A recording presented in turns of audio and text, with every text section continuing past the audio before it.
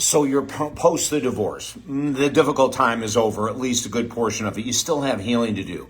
But how do we now find a healthy love? How do we find a healthy partner?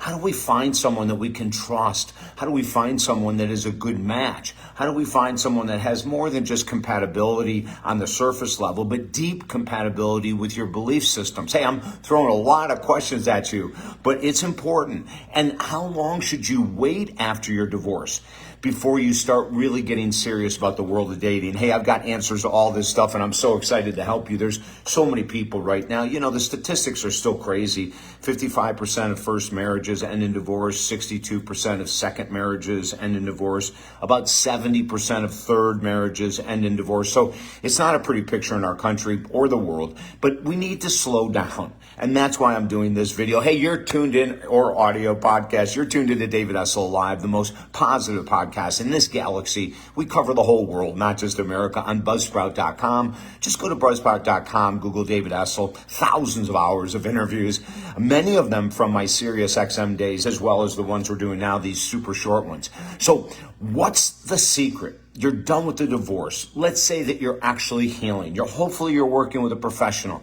Anytime you go through a divorce, you really need to hire a professional that can help you navigate the choppy waters. Now, the first mistake that many people make post-divorce is they get right into the world of dating, or even before the divorce is final. And I know you're sitting there going, well, you know, the relationship was over 2 years ago, or the marriage was over 10 years ago. We stayed together for the kids. And now, even though the divorce isn't final, I think it's okay for me to go out and to date. Or the divorce was just final, and I think it's okay to go out and date. Now, if you were married for 30 days, I'd say, yeah, maybe it's okay to go out and date, right? 30 days, the divorce comes into play. And then you say, hey, I'm going to go out and start dating. I might not even disagree with that. I might even say, well, God, if it only lasted 30 days, my Lord, I want you to take 30 days off and then go out and date. But what if it's a 2, 10, 20, 30, 40 years? What do you do then? Our recommendation, and a lot of people have a hard time following this, but I just got off the phone with a session today, a woman going through a divorce. And when I mentioned to her, you know, after a divorce, we recommend that both men and women sort of chill out, take a year, work with a professional for several months. Make sure, here's crucial, this is why we say take a year and work with a professional.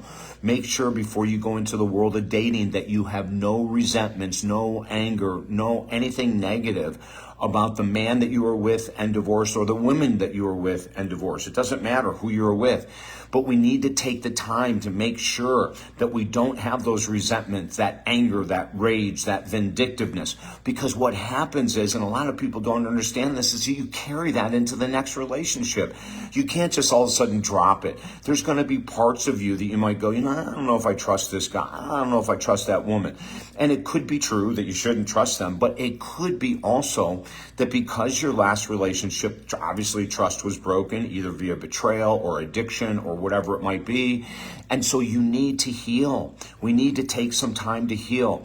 We need to work with a person and say, hey, how do I forgive myself for things that I did that wasn't healthy in that marriage? Because everyone plays a role at some point. And how do I forgive my ex-partner, my former partner, for what he or she did? And when you get to this point, now you're ready to date. When you get to the point where you feel, okay, it's over, it's done. Maybe you still have a connection because of kids. That makes it tough, of course, but do the work. Get clear, get clean. When you see them, there should be no pit in your stomach. There should be no anger in your face. I'm talking down the road. Now, immediately, well, we're human beings. We're going to be frustrated possibly. But then the next thing I want you to do is, as a matter of fact, if you go to YouTube and Google David Essel 3% Rule of Dating, David Essel 3% Rule of Dating, we teach people how to date post-divorce and post-breakups. Yes, we tell people to take time off, but then we have you create a list of the deal killers. Now, compatibility is easy to find. You either have it or you don't. You go out with someone for dinner or lunch or coffee or a drink, and you find out, oh my gosh, we've got a lot in common. It's easy to talk about sports, or it's easy to talk about art, or it's easy to talk about spirituality, or it's easy to talk about fitness or something, right? And so you feel that compatibility. And when you're out of a bad relationship and you start to feel that fresh air, too many times we jump too quickly. I've done the same thing. I've made the same mistake. I got out of a relationship and then went into another one way too fast. And the end result every time for my clients, when they come in and they say, how long should I wait? And I go, God, at least 6 months, but I'd love you to wait a year. And they'll wait 30 days. And then all of a sudden they'll come in and go, oh my God, David, you're not going to believe what happened. You asked me to wait, and I said I would. I didn't, and now here's the mess I'm in. And so we want to slow everything down. Listen, there are great guys in this world for you to date.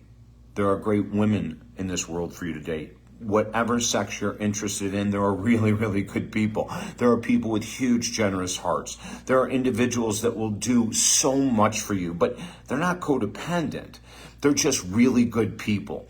And it takes time to find that really good person. The other thing we teach when we're talking to people post-divorce, getting into the world of dating, is the first 60 days, you should be able to keep your eyes peeled wide open for red flags, for things that don't match for you. And as I said to the woman today going through the divorce, when she said, well, I'm going to take some time off, David, you're right. I need time off before I even ever think about a relationship.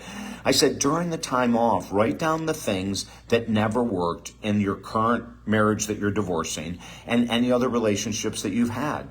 Write down the red flags. Write down if someone drinks too much, or they smoke, or they spend too much, or they swear so much, or they hate religion or spiritual, whatever is a deal killer for you, write them down so that when you're ready to date, you'll have a list. And when you're out on a date, instead of letting emotions and intimacy and desire take over, you can sit there on the date and go, I think this person is drinking quite a bit for us out on this date. Or, I think this person's been getting up and going to the bathroom constantly. And, I smell some kind of nicotine or something. They said they don't smoke, but obviously they do. And we have that conversation. If you have some compatibility, but there's a red flag, we say, hey, listen, everything's going great in this relationship, but I see that on Fridays and Saturdays, that when we go out, that you have a tendency to drink quite a bit, and the next day you're not feeling so good. Let's keep seeing each other, but I'm going to ask you, would you please cut back on your drinking so we don't have that Saturday and Sunday where we're not doing anything until 2 p.m. because you don't feel good? Or, the argument you got in at the restaurant the other night was unnecessary because of drinking. But if you'll cut back on drinking, we can keep seeing each other. But if you choose to keep drinking, that's okay. We're just not a good match. And you can use that for anything. Listen, if you need help, work with me one-on-one from anywhere in the world. For 43 years, we've helped so many individuals find great love. And we can do the same thing for you. Go to talkdavid.com, send me an email. And remember, we have 4 books there, absolutely free, to help you lift your game to the next level. I'm David Essel. This is David Essel Live on Buzzsprout.com. Wishing you an incredible day.